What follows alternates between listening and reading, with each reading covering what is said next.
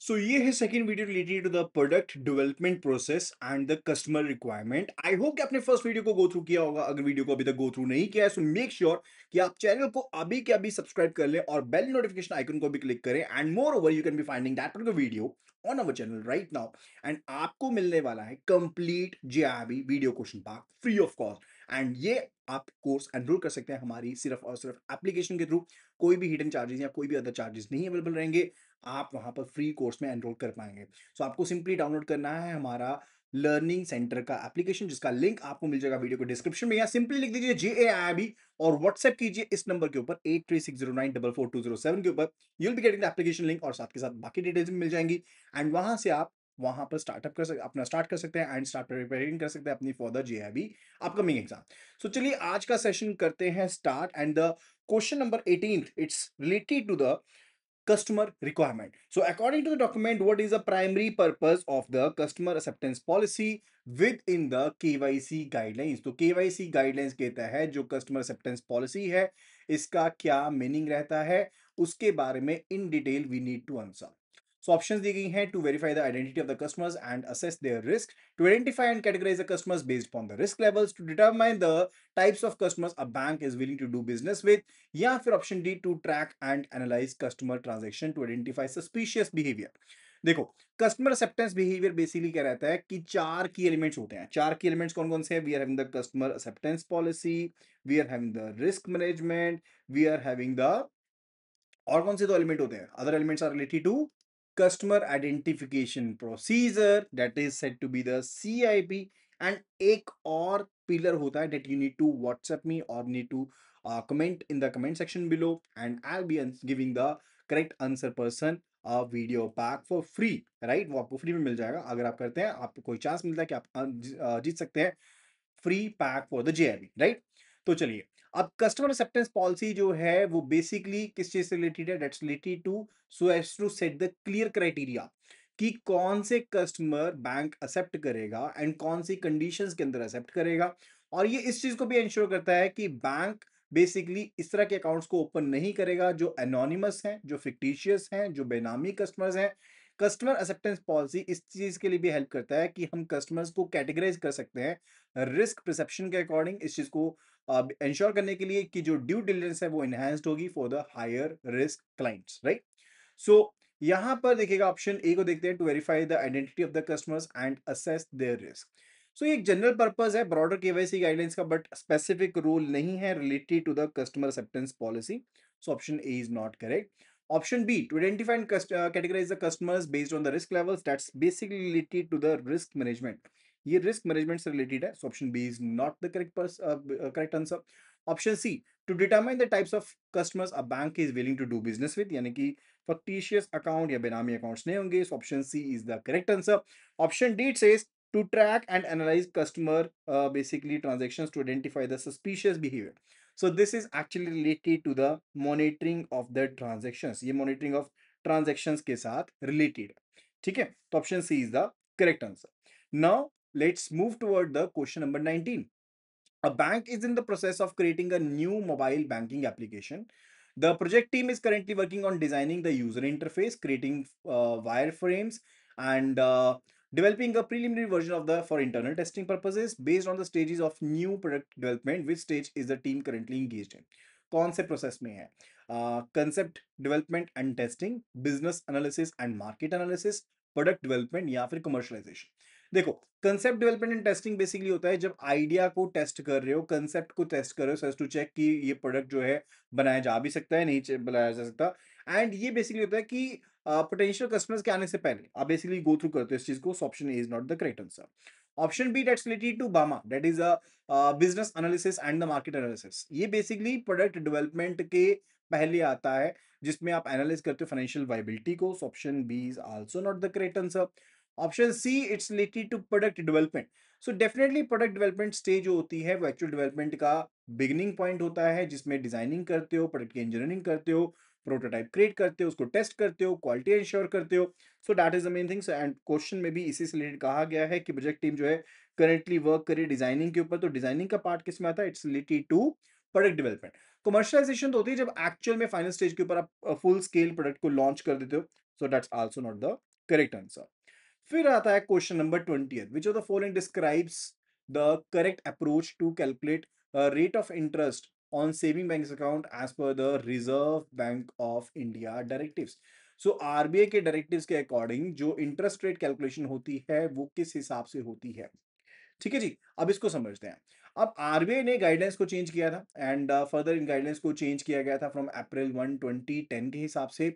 अब इंटरेस्ट जो कैलकुलेट किया जाएगा वो डेली प्रोडक्ट बेसिस के ऊपर कैलकुलेट किया जाएगा। सो इंटरेस्ट कैलकुलेशन जो होगी वो डेली बैलेंसेस के बेस पर होगी। डेली बैलेंसेस जो भी होंगे उनके बेस पर जो कैलकुलेशन है वो की जाएगी, right.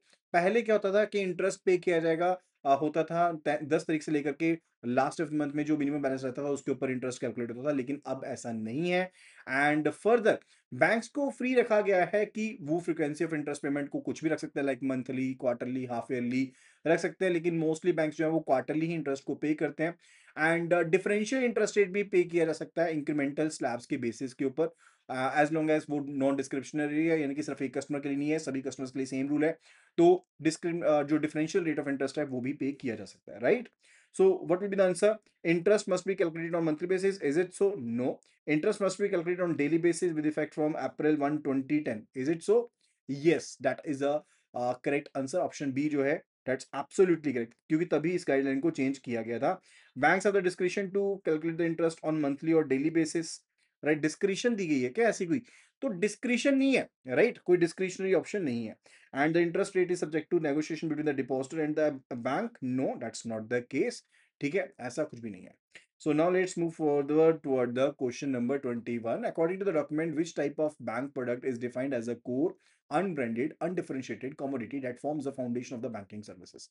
Core product, augmented product, generic product या फिर पोटेंशियल प्रोडक्ट। देखो, core product and generic product जो होते हैं उनमें कुछ एक सिमिलैरिटीज होती हैं, पहली चीज है, ठीक है। लाइक जो जो जेनरिक प्रोडक्ट है वो स्पेसिफिक बेसिकली होता है फाउंडेशनल बेस के लिए, अनब्रांडेड बेस के लिए एंड उसके लिए होता है, right.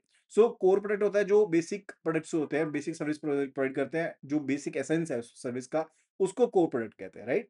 Now when we talking about the augmented product, वो होता है कि जब आप दो तीन कोर प्रोडक्ट्स को मिला देते हो एंड वैल्यू ऐड कर देते हो, वो आपका ऑगमेंटेड प्रोडक्ट बनता है, तो that is also not the answer. And when we are talking about the generic product, generic product होता है कोर, अनब्रांडेड, अनडिफरेंशिएटेड कमोडिटी, जिसमें आपके saving account, current account, term deposit शामिल है, यानी कि सभी बैंक्स में सेम चीज है ना, वो बैंकिंग सर्विसेज के फाउंडेशन बनते हैं। These are the generic product, like generic medicine आती है ना, जो बेसिकली सॉल्ट, जो बेसिक सॉल्ट है वो रहता है उसमें, ठीक है। एंड फर्दर उसके ऊपर आप क्या एक्स्ट्रा एलिमेंट कर रहे हो वो अलग बात है, बट जेनरिक वही चीज रहती है, राइट। सो ऑप्शन जो सी है that is the correct answer. And if you talk about the potential product, वो फ्यूचर पॉसिबिलिटीज एंड इनोवेशन के बेस पर होता है, right. 22nd question. When a bank is evaluating a retail loan applicant, which of the following is considered the part of due diligence stage? तो किस चीज को due diligence का part माना जाता है ना? सबसे पहले तो इस चीज को जानना काफी ज्यादा जरूरी बन जाता है कि एक्चुअल में ये ड्यू डिलिजेंस होती क्या है। What do mean by the due diligence part, right. Because retail loan जब एप्लीकेशन आपके पास आती है तो कस्टमर फॉर्म फिल करता है, बेसिक एलिजिबिलिटी चेक की जाती है। अब ड्यू डिलिजेंस होती है जब आप इन डेप्थ वेरिफिकेशन करते हो एप्लीकेंट की डिटेल से related, right.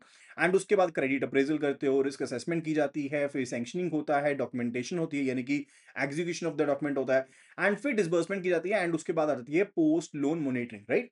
So due diligence process जो होता है, बैंक ऑथेंटिसिटी चेक करता है कस्टमर की, एप्लीकेंट के आइडेंटिफिकेशन के बारे में, उसके बैकग्राउंड के बारे में, उसकी फाइनेंशियल स्टैंडिंग के बारे में, यानी कि चाहे केवाईसी वेरिफिकेशन है जिसमें आप ओवीडीज को वेरीफाई कर रहे हो, चाहे उसकी इनकम वेरिफिकेशन है, चाहे क्रेडिट हिस्ट्री चेक है, that's all covered under the due diligence process, right. So अभी देखते हैं ऑप्शंस को। Issuing a standardised template to check if the borrower qualifies. अगर मैं एक स्टैंडर्डाइज्ड पार्ट की बात करूं तो एक collection of application and information का पार्ट है, वो फर्स्ट स्टेप होता है कि आप एक स्टैंडर्डाइज्ड फॉर्मेट दे देते हो, वो उसका पार्ट है, but that's not related to the due diligence part we are talking about, right. So हम उसकी बात नहीं करें। Option B, it says that verifying the KYC documents and cross-checking the information with the credit report, absolutely correct। Due diligence में यही तो होता है कि आप एप्लीकेंट की डिटेल्स को चेक करते हो जो एप्लीकेशन में दी गई हैं, और वेरिफिकेशन करते हो केवाईसी की with relevant documents, cross verification करते हो, चाहे फिजिकल वेरिफिकेशन है, चाहे आपके on site of site verification है, या फिर लेट्स से आप आईटीआर वेरीफाई करो, वो सब चीजें इसी में आ जाती हैं। So option B is absolutely the correct answer. And when we're talking about collecting the applications and necessary information from the customer, what is that? That's basically again the first step that's related to collection of application and information, वो भी उसी का part है. Determining the repayment period of the loan based on the purpose, right. अब वो repayment का part है, वो ड्यू डिलिजेंस का पार्ट नहीं है, वो अलग से पार्ट होता है, right. So option C and D are also not the correct answer. Right. Now, question number 23. A bank is analyzing its product portfolio and realizes that many of its existing offerings are becoming outdated due to the rapid technological changes. Right? The offering जो है वो पुरानी हो रही है. According to the document, this situation may require the bank to focus on which of the following product management strategy. Focusing on product pruning rather than introducing the new offering. देखो, अगर हम प्रोडक्ट प्रूनिंग की तरफ focus करते हैं, right, that's basically related to कि अगर आपके पास एग्जिस्टिंग प्रोडक्ट रेंज है एंड फर्दर नया प्रोडक्ट डेवलपमेंट जो है वो एक कॉन्स्ट्रेंट है, तो wide range of existing product उनके ऊपर चैलेंजेस आ रहे हैं, लेट्स से प्रोडक्ट डेवलपमेंट की वजह से. अब आपको फोकस करना है प्रूनिंग के ऊपर, यानी कि आप एक नए ऑफरिंग देने की जगह पर आप किस तरह से उनको एक बेटर चीज बना सकते हैं, तो वह फिट बेस्ट फिट है, ठीक है. तो option A is actually the correct answer, वो बिल्कुल सही है. And when we talking about prioritising the development of augmented product, देखो आपके पास ऑलरेडी दिक्कतें आ रही हैं. अब ऑगमेंटेशन ऑगमेंटेड प्रोडक्ट क्या होता है, जब आप दो तीन कोर प्रोडक्ट्स को मिला देते हो. अब आपके पास ऑलरेडी जो प्रोडक्ट लाइन है वो आउट ऑफ रेंज हो रही है एंड फर्दर वो सही नहीं है, सो डेफिनेटली ऑगमेंटेशन का तो कोई सवाल ही नहीं उठता. Third, it says increasing the marketing budget for all the existing products. सबसे पहले तो प्रोडक्ट को बेटर बनाना है. मार्केटिंग स्ट्रेटेजी तो जनरल चीज है, आपका स्पेसिफिक सोल्यूशन नहीं है पर्पस के लिए, right. Option C is also not correct, right. Option D says conducting thorough marketing testing for all the new product. देखो मार्केट टेस्टिंग तो बाद में होगी ना, जब नया प्रोडक्ट बनेगा. अभी तो हम ये कह रहे हैं कि एग्जिस्टिंग प्रोडक्ट जो है वो आपकी ऑब्सोलीट हो रही है. क्वेश्चन नंबर 24 पर चलते हैं. As per the document, which of the following would be the example of a bank product designed to meet customers' security, safety needs? Right? In Maslow's need of hierarchy. Housing loan रहेगा, mutual fund रहेगा, या फिर life insurance product रहेगा with low premium and high maturity amount, या फिर a loan for pensioners to cover the living expenses. So definitely अगर हम यहाँ पर ध्यान से समझें, if we are talking about the housing loan, ठीक है, रोटी कपड़ा मकान वो फिजियोलॉजिकल का पार्ट भी बनता है, लेकिन बैंकिंग के पॉइंट से हम अगर समझे तो जो हाउसिंग आपका लोन बनता है that's actually related to security needs और सेफ्टी नीड्स. वो सिक्योरिटी नीड्स से रिलेटेड है या सेफ्टी नीड्स से रिलेटेड है. सो पहली चीज तो ये है कि सिक्योरिटी एंड सेफ्टी नीड एक ही चीज होती है. अब हाउसिंग लोन चाहे आप पैसे ले रहे हो अगर एक नया घर परचेज करने के लिए, वो आपकी सेफ्टी को भी सेटिस्फाई करता है, लेकिन वो रोटी कपड़ा मकान से रिलेटेड भी है, वो सिक्योरिटी सेफ्टी नीड का पार्ट भी बनता है. तो लोन के कॉन्टेक्स्ट में देखें तो definitely yes, it's basically related to security safety need. So option A जो है that is the correct answer. Option B, mutual fund scheme के बारे में देखें अगर, ठीक है, तो this is actually related to self actualisation. Wealth creation से रिलेटेड है, सेफ्टी से रिलेटेड तो नहीं है. तो it's actually related to self actualisation, so this is not the answer. अगर हम बात करते हैं related to the life insurance product with low premium and high maturity amount, तो डेफिनेटली ये आपकी सिक्योरिटी सेफ्टी नीड को मीट अप करता है. So this is also the correct answer over here. Option D, it's related to loan for pensioners. अब pensioner भी आपका basically loan for pensioners जो है वो बिल्कुल लास्ट स्टेज में है एंड फर्दर वो आपके लिविंग एक्सपेंस को कवर करने के लिए बात की गई है, ठीक है. तो living expense basically basic survival support रहेगा, वो सिक्योरिटी नहीं बनेगा, वो सेल्फ एक्चुअलाइजेशन नहीं बनेगा. So it is also the it's related to physiological needs. So we can say this is more related to the physiological needs. ये physiological needs से related है एंड ये वाला जो था वो सेल्फ एक्चुअलाइजेशन से रिलेटेड था, राइट. तो इन पार्ट्स को नोट करते जाना, समझते जाना, ठीक है. And so option A and C are the correct answer. So we can be writing a new answer that both A and C. So answer is option E. So option E will be the correct answer here, right? Now let's move to the next question. That's the product development process. अच्छा, Maslow के case में ना एक आपको बताता हूँ. इसके case में एक आपके पास होती है लिमिटेशन. अब्राहम मैस्लो के जो हायरार्की का मॉडल है, ठीक है, अब इसमें एक आपके पास लिमिटेशन होती है दैट्स एक्चुअली रिलेटेड टू कि अगर आप एक स्टेज पर हो तो दूसरे स्टेज के ऊपर सीधे नहीं चले जाओगे. आपकी एक नीड पूरी होगी फिर आप दूसरे में जाओगे. यानी कि आपके पास इस तरह का ट्रायंगल टाइप स्ट्रक्चर है, right. You are having this triangle type structure. अब इस ट्रायंगल टाइप स्ट्रक्चर में डिफरेंट टीयर्स हैं. सबसे पहले बेस में आपके पास आता है physiological needs. So here we are having the physiological needs, right. And physiological needs के बाद आपके पास आती हैं सेफ्टी नीड्स या सिक्योरिटी नीड्स, जिनके बारे में क्वेश्चन था. थर्ड पॉइंट पर अब you are having the social needs. Here we are having the social needs. And on the fourth point, we are having the esteem needs, and then we are having the self actualization needs, right? अब अगर हम बात करते हैं related to physiological needs, so basic saving account, small consumption loan हो गया। Safety needs में we can be saying like we have the housing loan for shelter और सिक्योरिटी पर्पसेस हो गया, एलआईसी पॉलिसी हो गई। सोशल नीड्स में we can say like personal loan है आपके सोशल पर्पस के लिए, एजुकेशन लोन के लिए, मैरिज पर्पस के लिए। एस्टीम नीड्स में we can be having like luxury car loan ले लिया, हाई वैल्यू पर्सनल लोन ले लिया। सेल्फ एक्चुअलाइजेशन में you will be having the like philanthropy funds का इस्तेमाल कर रहे हो, या फिर इन्वेस्टमेंट पोर्टफोलियो है, या high and portfolio management services है, उसमें आ जाएंगे। अब जब तक अब्राहम मैस्लो का सबसे बड़ा लिमिटेशन यही था कि जब तक आपका एक टियर कंप्लीट नहीं होता आप आगे शिफ्ट नहीं करोगे, राइट? यानी कि ये वाली नीड कंप्लीट होगी फिर आप सेफ्टी नीड्स की तरफ बढ़ोगे। You can be having the parallel needs, you can not be having the parallel needs, ठीक है? आपकी पैरेलल नीड्स नहीं हो सकती, राइट? जबकि एक्चुअल वर्ल्ड में ऐसा नहीं। So that was the limitation related to Abraham Maslow model. चलो अभी चलते हैं क्वेश्चन नंबर 25 की तरफ। It says a bank is facing a constraint in new product development where its employees are resistant to new projects due to concern about their increased workload and job security. What type of constraint does the document identify as? कौन सा आपका document का ये आपका resistance रहेगा? Definitely simple option से पता लग रहा है, staff resistance would be the answer. यही तो चीज है जो स्टाफ से मिलेगी, right? And if we talk about the idea to product conversion, ठीक है? आइडिया टू प्रोडक्ट कन्वर्जन का कांस्टेंट किस चीज से रिलेटेड करता है? इट बेसिकली रिलेटेड टू कि आप क्या अपने आइडिया को वायबल प्रोडक्ट में चेंज कर पाओगे, उससे रिलेटेड है। That's basically not the part. So option B, existing product range. अब ये कांस्टेंट किस चीज से रिलेटेड है कि आपके पास ऑलरेडी एक एग्जिस्टिंग प्रोडक्ट रेंज है, अब आप नई चीजों की तरफ फोकस करोगे या पुरानी चीज के ऊपर फोकस करोगे, वो कांस्टेंट है। Then heterogeneous customer base, this is very big constant, right? अब ये कांस्टेंट क्या होता है कि आप एक सिंगल प्रोडक्ट को डेवलप करना चाहते हो लेकिन आपके पास इतने ज्यादा नंबर ऑफ कस्टमर्स हैं which are having the diversification of the needs. तो डेफिनेटली आपको ये देखना पड़ेगा कि कौन सा product maximum amount of customer की नीड्स को सेटिस्फाई कर रहा है। But unfortunately this is also not the correct answer, right? चलो अभी चलते हैं नेक्स्ट क्वेश्चन 26 के ऊपर। The document mentions that the some public sector banks have a partially centralised model for account opening purposes, which of the following best describes this model? तो कौन सी चीज यहां पर बेस्ट डिस्क्राइब कर रही है इस मॉडल के बारे में, that we need to answer. Option A, it says the entire process is carried out by the branch itself. अगर पूरा का पूरा काम ब्रांच के द्वारा किया जाएगा तो वो तो ब्रांच लेवल अप्रोच हो जाएगी। So that will be a, अगर इस बात की बात करें तो ये हो जाएगी ब्रांच लेवल अप्रोच, जो कि ये केस हमारे पास नहीं है। So option A is not the correct answer, right? Option B, that all account opening processes including the issuance of the cheque books debit cards are handled by a centralised centre over there. देखो ये आपके पास बताता है completely centralised model के बारे में। So option B is related to complete centralised जो model होता है, जो ज्यादातर new age private sector banks and foreign banks में इस्तेमाल किया जाता है, that is the model. Option C, it says account opening and passbook issuance are done at the branch level while the issuing of the cheque books and debit cards is done centrally. तो partial centralised model में तो कि कुछ एक चीजें आप करो कुछ एक चीजें हम करेंगे, लाइक अकाउंट ओपनिंग पास जो पासबुक इशुएंस है वो ब्रांच लेवल के ऊपर, chequebook issue and debit card जो है वो सेंट्रलाइज्ड अप्रोच के थ्रू किए जाएंगे। सो एक ये पार्शियल मॉडल के बारे में हमें बताता है। All application details and the supporting documents are scanned and forwarded to a centralized processing center for account opening. This also describes a completely centralized model. Okay, so that's also not the correct answer. Now let's move toward the question number 27.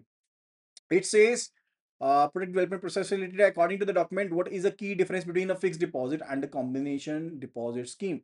अब एक fix deposit के बीच में and combination deposit scheme के बीच में क्या difference होता है? Now first of all what is the combination deposit scheme? कि कॉम्बिनेशन डिपॉजिट स्कीम एक्चुअल में होती क्या है? कॉम्बिनेशन डिपॉजिट स्कीम एक हाइब्रिड प्रोडक्ट है जिसमें saving current account and fix deposit के जो फीचर्स होते हैं उनको कंबाइन किया जाता है। यानी कि कस्टमर्स जो है वो एक लिंक्ड सेविंग अकाउंट को मेंटेन करते हैं। जब एक बैलेंस एक पर्टिकुलर थ्रेशोल्ड से आपका एक्सीड कर जाता है तो सरप्लस जो अमाउंट होता है वो ऑटोमेटिकली एफडी में शिफ्ट हो जाता है, ट्रांसफर हो जाता है। एंड कस्टमर को अगर फंड चाहिए एंड फर्दर शॉर्टफॉल अगर होता है तो ऑटोमेटिकली जो पैसा है वो एफडी से निकल जाएगा एंड वो करंट अकाउंट में, सेविंग अकाउंट में आ जाएगा, राइट? तो इससे आपको लिक्विडिटी भी मिल जाती है सेविंग की तरह, आपको हायर रिटर्न्स मिल जाती हैं एफडी की तरह। सो फिक्स डिपॉजिट होता है वो एक stand alone locked in investment होती है, जबकि जो एक कॉम्बिनेशन डिपॉजिट स्कीम है वो एक लिंक्ड प्रोडक्ट है जिसमें अगर एक्सेस ऑफ फंड्स हैं तो आपको एफडी का बेनिफिट मिल जाएगा एंड तो आपको लिक्विडिटी भी मिल जाती है और हायर रिटर्न्स भी मिल जाती हैं। So which one is going to be the correct answer?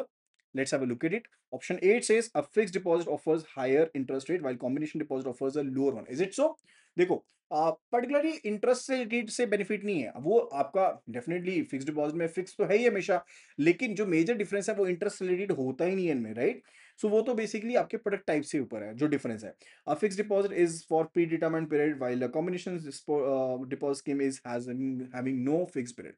अब दोनों ही टर्म डिपॉजिट का टाइप है and specified and predetermined time दोनों में हो सकता है, option B is also not correct. Option C says a fixed deposit involves a single type of investment while a combination deposit scheme involves a mix of different type of deposits or investment instruments, absolutely correct। Fix deposit में single type of investment है, एक ही बार पैसा जमा किया and जमा हो गया आपका। इन कॉन्ट्रास्ट जो कॉम्बिनेशन डिपॉजिट स्कीम होता है इसमें फाइनेंशियल प्रोडक्ट्स इन्वॉल्व होते हैं, लाइक कॉम्बिनेशन होता है डिफरेंट टाइप्स ऑफ डिपॉजिट्स का, इन्वेस्टमेंट इंस्ट्रूमेंट्स का, like I told you about the fixed deposit and saving account का कॉम्बिनेशन है। So option C is absolutely the correct answer. Now let's move toward the question number 28. A bank decides to offer a special loyalty term deposit product with the enhanced benefits for its long-standing customers. According to the Maslow's need hierarchy, which customer need is this product most likely designed to satisfy? Physiological needs, security needs, esteem needs, self actualisation needs. देखो, physiological needs होती है basic needs जो कि core products के द्वारा meetup हो जाती हैं, so option A is not the correct answer. Security need and social need के सेफ्टी नीड्स के बारे में अगर हम बात करते हैं तो those are meet by the products जो financial stability and protection provide करते हैं, like fix deposit, insurance etcetera. वो भी आंसर नहीं है। Option C says esteem needs, तो डेफिनेटली जो एस्टीम नीड्स होती हैं दोज बेसिकली रिलेट टू जो आपको एक सेंस ऑफ अकम्प्लिशमेंट देती है, रिकॉग्निशन देती है, रिस्पेक्ट देती हैं। So that is the part related to its option C जो है that is the correct answer. If we look at the option D तो self actualization जो needs होती हैं वो highest level of needs हैं and those are being met by the products which are related to the retirement and long term financial freedom से related होते हैं, उनसे meet up होता है, right? So option C is the correct answer. Now, let's move toward the question number 29. Which of the following scenarios in a bank's product policy is an example of product positioning? ठीक है, तो अगर हम कौन से scenario में कह सकते हैं कि प्रोडक्ट पॉलिसी के बारे में कि कौन सी एग्जांपल दी गई रिलेटेड टू प्रोडक्ट पोजीशनिंग के बारे में कौन सी एग्जांपल दी गई है, that we need to. So, option 8 says a bank decides to bundle its saving account with complimentary credit card and a personal accident cover for all the new customers. देखो, अगर हम ऑप्शन ए की तरफ ध्यान से देखें, this is something related to packaging, जहां पर आपने बंडलिंग कर दी है, उसे हम क्या करें, we say to be packaging, right? Option B, a bank creates a unique brand name, logo, messaging for its new mobile only savings account to differentiate it from the digital first banks, right? So ये आपकी product branding है कि आपने अलग नाम दे दिया, लोगो दे दिया, तो ये किस चीज का एग्जांपल है? This is something related to product branding, right? Option C की तरफ चलते हैं। It says a bank markets its home loan as the most flexible affordable option, specifically targeting young professionals and first time home buyers. अब definitely product positioning क्या होती है, like आप target market को डिफाइन करते हो एंड उसकी value preposition जो होती है रिलेटेड टू बैंक के प्रोडक्ट से रिलेटेड उसको डिटरमाइन करते हो कि प्रोडक्ट को किस तरह से पोजीशन करना है कस्टमर्स के बीच में, related to the mind of the customers, relative to the competitors, right? तो अगर आप पर्टिकुलर मार्केटिंग कर रहे हो होम लोन की स्पेसिफिक प्रोपोजिशन के साथ कि ये सबसे ज्यादा फ्लेक्सिबल है, सबसे ज्यादा अफोर्डेबल है, वो क्लियर एक आपकी डिफाइंड टारगेट मार्केट होगी related to young professionals and first time home buyers, direct application concept हो जाएगा for this particular purpose. Option जो यहाँ पर है जो डिफाइन कर रहा है बैंक्स प्रोडक्ट प्रोडक्ट पोजीशन के बारे में, सो आंसर क्या है? Answer is going to be the option C. Option C is the correct answer. And if we look at the option D, a bank conducts a quarterly review of its term deposit products to assess their profitability and customer demand in the current market. ये appraisal of the product line का part है, ठीक है? This is related to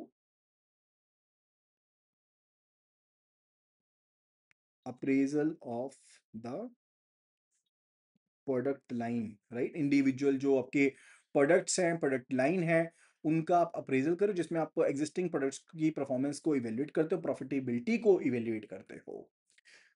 next question पर चलते हैं। According to the document which of the following is not a feature of the BSBDA, that is a basic saving bank deposit account as per the Reserve Bank of India guidelines, there is no minimum balance requirement. ठीक है, कोई भी minimum balance की requirement नहीं है। Option A is basically as such right है, ठीक है, क्योंकि बेसिक बैलेंस की रिक्वायरमेंट नहीं है, ठीक है। बट द पॉइंट इज कि हमें यहाँ पर पूछा गया है कि कौन सा यहाँ पर फीचर नहीं है, which of the following is not a feature, उसके बारे में बताना हमने, राइट? Option B, the account holder is not eligible for any other saving bank account, is it so? देखो, बीएसबीडी अकाउंट होल्डर जो होते हैं वो कोई और सेविंग बैंक अकाउंट उस बैंक में ओपन नहीं कर सकते, अगर होता भी तो उसे बंद करवाना पड़ता है। बिल्कुल सही है, तो ये तो फीचर है, ये कह रहे नहीं होना चाहिए, उसका बताना है। सो ये भी आंसर नहीं है। Option C says there are no limits on the number of withdrawals that can be made in a month, इसके ऊपर लिमिट है। ऑप्शन सी से रिलेटेड मैक्सिमम कितने विड्रॉल्स कितने हैं, मैक्सिमम जो है 4 withdrawals are allowed, 4 withdrawal allow किए गए हैं एक महीने में। सो ये गलत बता दिया यहाँ पे। सो this is the actually a feature. Feature क्या मतलब, ये फीचर इसका थोड़ा सा डिफरेंशिएटेड है बट यहाँ पर बताया नहीं गया है, right? Now let's move to the next question number 31। A bank is in its maturity stage, तो बैंक जो अपने मेच्योरिटी स्टेज में of its life cycle, product life cycle for particular saving product, which of the following is most likely the challenge the bank will face and corresponding strategy it might adopt? Low sales volume and insufficient revenue. The bank will focus on intensive marketing efforts to increase customer awareness. देखो, if we talk about the first one कि marketing के ऊपर focus करोगे and all, this is actually related to introduction stage. ये किससे related है? This is related to the introduction stage. जब sales volume कम है, insufficient revenue है, उससे related है। Option B says sales volume is peaking. Bank will need to consider product revitalization through value adding or fine tuning to prevent its future decline. यही होती है ना maturity stage. Maturity stage में ये होता है, मैक्सिमम आपके पास क्या होती है, मैक्सिमम सेल्स होती है, सैचुरेशन आती है, थोड़ा बहुत डिक्लाइन हो सकता है कि आपको देखने को मिल जाए, लेकिन आप फाइन ट्यूनिंग करके मेच्योरिटी स्टेज को इलोंगेट कर सकते हो, राइट? और ये चीज बेसिकली क्या होता है, आपको ये वार्न भी करती है कि नेक्स्ट स्टेज जो होगी वो डिक्लाइन होगी, राइट? कि प्रोडक्ट जो है डिक्लाइन की तरफ जाएगा, अब उसको आप रिवाइटलाइज कर सकते हो फाइन ट्यूनिंग करके, वैल्यू एडिंग करके, राइट? ताकि आपका प्रोडक्ट जो है वो कंटिन्यूसली एक्सेप्ट होता रहे। एंड अगर कोई बैंक प्रोएक्टिव है मेच्योरिटी स्टेज में, तो वो डेफिनेटली प्रोडक्ट की लाइफ को बढ़ा सकता है मेजर्स लेते हुए। Option C says product has become less attractive to customers and the bank will decide to remove the product particularly from the market. Option C की बात करें, that's basically related to decline stage. ये जो stage है ना, ये decline stage है। Option D, the product has just launched. The bank will need time to take the product to occupy the minds of the customers. That's again option D की अगर बात करें, that's again the introduction stage. ठीक है? Question number 32. As per the document, what is the key difference between a small account and the BSBD account? पिछली video में already हमने go through किया था, जल्दी से इसका आंसर पोस्ट करते हैं। BSBD requires minimum balance where as a small account does not. देखो, दोनों अकाउंट्स, चाहे BSBD अकाउंट है चाहे स्मॉल अकाउंट है, कोई भी मिनिमम बैलेंस की रिक्वायरमेंट नहीं है, ठीक है? तो कोई मिनिमम बैलेंस रिक्वायर्ड नहीं रहता है। So option A is not correct. Option B, the small account is intended for low risk individuals who lack officially valid documents while BSBD is normal banking service available to all. So definitely that is correct. तो एक normal service है BSBD account जो offer किया जाता है, that is particularly for financial inclusion purposes. BSBD क्यों है? Financial inclusion purpose के लिए है, ताकि जो बेसिक सर्विसेज हैं वो सभी कस्टमर्स को प्रोवाइड की जा सके, right? So that's the answer. Option question number 33। A bank is considering launching a new financial product during the business analysis market analysis stage. Which of the following actions would be most crucial? Creating a detailed prototype. अगर prototype को create करोगे वो तो product development stage हो जाएगी, ठीक है? Option B, testing the products core concept. Testing तब की जाती है जब कंसेप्ट डेवलपमेंट एंड टेस्टिंग होती है, that's basically related to concept development. तो पहला जो ऑप्शन था that is related to product development. मैं यहाँ पर लिख देता हूँ सो दैट बाद में भी अगर आप पीडीएफ फाइल को रीड कर रहे हैं तो आपको ये चीज याद रहे। पीडीएफ के लिए आपको व्हाट्सअप करना है जेआईबी लिख करके, एंड आपको पीडीएफ मिल जाएगी if you are not enrolled, right? Option B देखो, जो है that's basically related to concept development. ये concept development and testing stage से रिलेटेड है। Option C that says evaluating the product's profitability by analysing production cost, projected sales and market size. Definitely यही तो होता है बीएएमए में। बीएएमए में यही चीज होती है बिजनेस एनालिसिस में, कि आप एक थॉरो एनालिसिस करते हो फाइनेंशियल वायबिलिटी का एंड बिजनेस पोटेंशियल को चेक करते हो for the new product, and आप production cost, pricing, marketing size, competition, इन सभी चीजों को गो थ्रू करते हो। So option C is absolutely the correct answer. Option D, developing the full scale marketing strategy and promotional campaigns for the product launch. अभी होता है commercialisation stage पे, this is something related to commercialisation stage. जब final आपने launch करना होता है ना, ये उससे रिलेटेड है, right? So that will be it. Now let's move toward the next question. As per the document, a customer wants a loan to purchase a parcel of land and requires a long-term secured loan. Which credit product would be the best for it?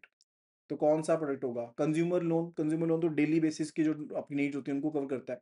Personal usage के लिए जो चीजें चाहिए होती है, articles services चाहिए, उसके लिए होता है, right? So that's not the answer. Auto loan होता है कार वगैरह के लिए, राइट? एंड इसमें जो सिक्योरिटी होती है वो हाइपोथिकेशन की सिक्योरिटी होती है। कंज्यूमर लोन में भी पर्सनल गारंटी भी हो सकती है या फिर हाइपोथिकेशन ऑफ सिक्योरिटी हो सकती है। ओवरड्राफ्ट के केस में भी पर्सनल गारंटी के ऊपर बेस्ड होता है। This is also not the answer. Overdraft basically allow करता है विड्रॉल को, जब यानी कि जितना आपका पैसा अकाउंट में पड़ा उससे ज्यादा विड्रॉल को अलाउ करता है, बट ये शॉर्ट टर्म के लिए होता है, not for the long term. And option D जो है दैट्स बेसिकली मॉर्गेज, राइट? तो मॉर्गेज के केस में एक्चुअल में यही होता है। मॉर्गेज लॉन्ग टर्म के लिए आप लोन को सिक्योर करना चाहते हो। एंड इसमें बेसिकली आप लेट से कोई इमूवेबल प्रॉपर्टी जो है उसको खरीदना चाहते हो, उसको बनाना चाहते हो, उसकी रिपेयर करना चाहते हो, उसके लिए होता है, राइट? सो मॉर्गेज केस में we are having two parties, one it's related to mortgagor,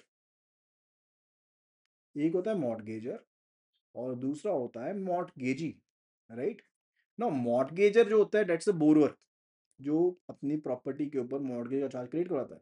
mortgage होता है बैंक जो लेंडर होता है, राइट? एंड मॉर्गेज और चार्ज क्रिएट कराया जाता है, जैसे अपने नाम सुना इक्विटेबल मॉर्गेज, जिसके केस में टाइटल डीड्स दे दी जाती हैं एंड उसके बेस पर सिक्योर किया जाता है, राइट, डेप्ट को।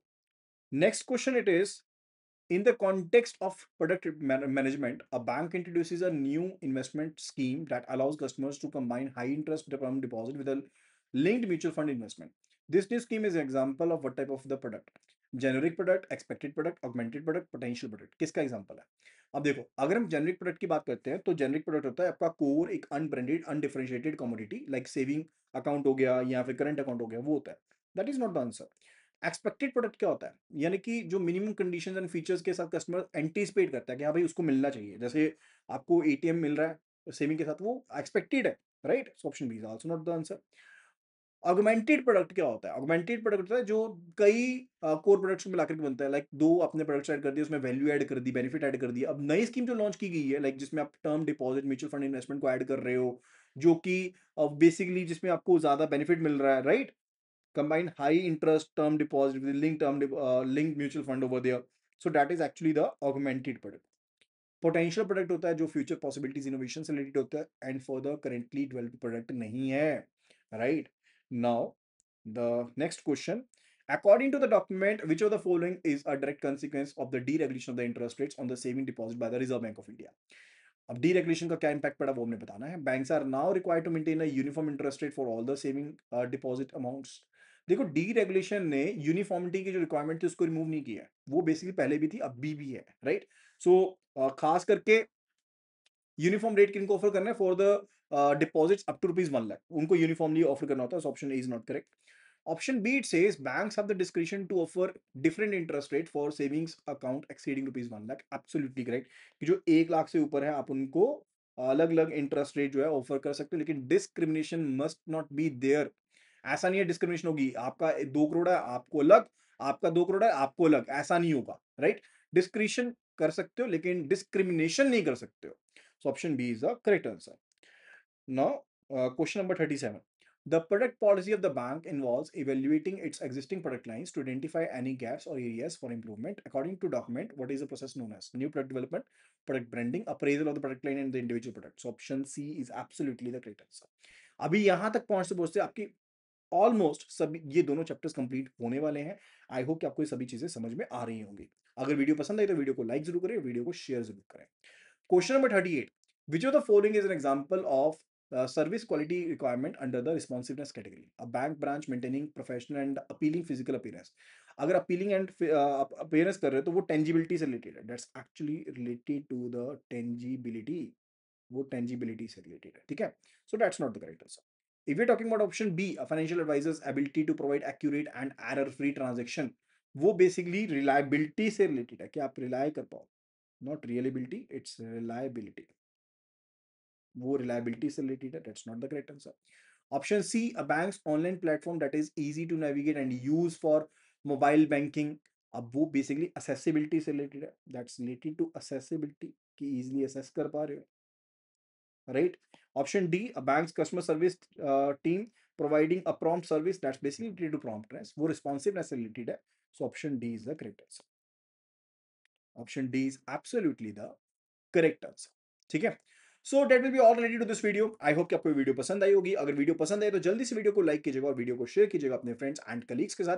Complete course for JIB is available and also the free course is available, जिसको आप एनरोल कर सकते हैं अभी के अभी। सिंपली एप्लीकेशन को डाउनलोड कर लीजिए या फिर सिंपली व्हाट्सएप कर दीजिए writing JIB to this particular number, that is 8360944207, and I am going to share you each and every detail related to it. Thank you so much and see you again in the next video. Happy learning.